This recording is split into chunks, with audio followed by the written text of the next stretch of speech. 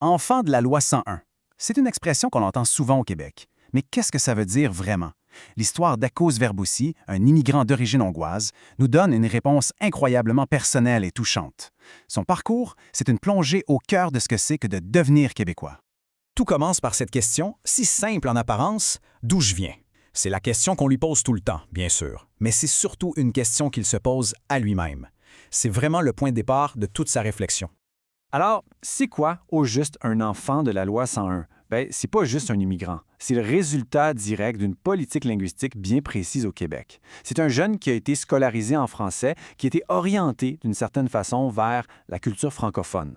C'est l'étiquette que Verbosi, lui, choisit pour se définir. Alors, revenons à la question. D'où vient-il? Sa réponse est loin, mais alors là, loin d'être simple. C'est une mosaïque.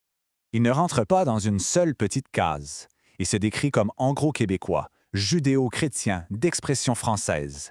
Il additionne toutes ces facettes pour former ce qu'il est. C'est pas une moitié de ci, une moitié de ça. Non, non, c'est tout ça en même temps. Un tout complexe, mais bien réel. Pour comprendre comment il en est arrivé là, il faut repartir du début. Pourquoi sa famille a-t-elle décidé de tout quitter, de laisser la Hongrie communiste derrière elle?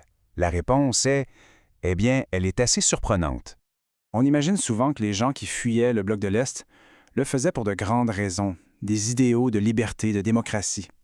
Et bien sûr, ça faisait partie de l'équation. Mais pour la famille de Verbosi, le vrai déclic, l'élément qui a tout fait basculer, était beaucoup plus pragmatique.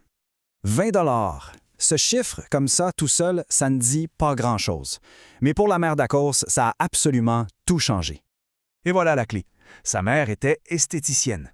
Quand elle a appris qu'au Canada, une épilation complète des jambes coûtait 20 $, c'était une fortune par rapport à ce qu'elle gagnait en Hongrie. Ce n'était pas juste de l'argent, c'était la preuve tangible d'une vie meilleure possible. C'est cet espoir de prospérité qui a été le vrai moteur de leur départ. Le choc culturel en arrivant a été total. Imaginez passer du mouvement des pionniers communistes à l'émission de télé Le Price is Right. Des pénuries constantes aux épiceries pleines de bananes à profusion. C'était pas juste un changement de pays, c'était un changement de planète.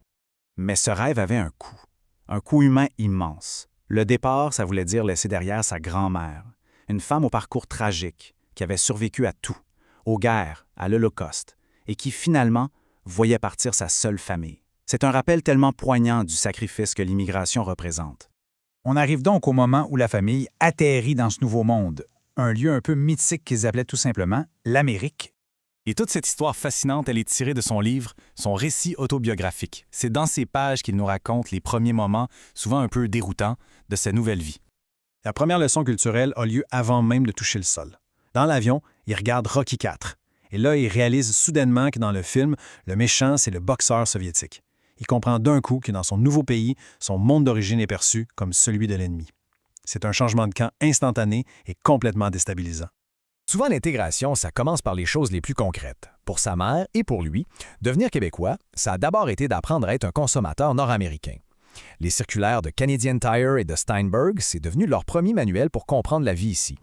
Et puis, il y a le choc linguistique. En Europe, sa grand-mère lui avait toujours dit que le français, c'était la langue du prestige, de la culture, mais à Montréal, dans les années 80, il découvre une toute autre réalité. Ici, le français, c'est au cœur d'une lutte politique et sociale. Allons maintenant à l'école, qui est vraiment le moteur principal de l'intégration pour un enfant de la loi 101. C'est là que les épreuves les plus importantes vont se jouer. La classe d'accueil, c'était un vrai microcosme du monde entier. Des enfants du Honduras, du Vietnam, d'Iran, tous ensemble, avec un seul but, apprendre le français pour survivre, pour s'intégrer. C'est l'incarnation même de ce que la loi 101 voulait accomplir. C'est à l'école qu'il va vivre une petite histoire qui va le marquer à jamais. Son bien le plus précieux, une montre calculatrice qu'il avait eue en Hongrie, disparaît. Pour le jeune garçon qu'il est, c'est une perte terrible. Et c'est là que l'injustice le frappe de plein fouet. Comme il ne parle pas bien la langue, il ne peut pas s'expliquer. En essayant de reprendre sa montre, il passe de victime à agresseur aux yeux des adultes. La situation est complètement renversée. Sa solution est juste brillante. Puisque les mots lui manquent, il utilise une autre arme, le dessin. Il reproduit la montre avec un détail que seul le vrai propriétaire pouvait connaître, une petite fissure sur l'écran. Et voilà, la justice est finalement rendue, non pas avec des mots, mais avec une image. Toutes ces expériences, le départ, l'arrivée, l'école, tout ça mis ensemble, ça mène à la création d'une nouvelle identité. Une identité complexe, mais qui l'assume fièrement. Il comprend alors qu'il n'a pas à choisir, à diviser qui il est en petites parties. Au lieu de ça, il décide de tout additionner. Il peut être 100% juif, 100% hongrois et finalement 100% québécois. Tout ça en même temps. Et c'est la conclusion de son parcours. Après des années de doute, il y a une appropriation mutuelle. Le Québec l'a adopté et lui, à son tour, il a adopté le Québec.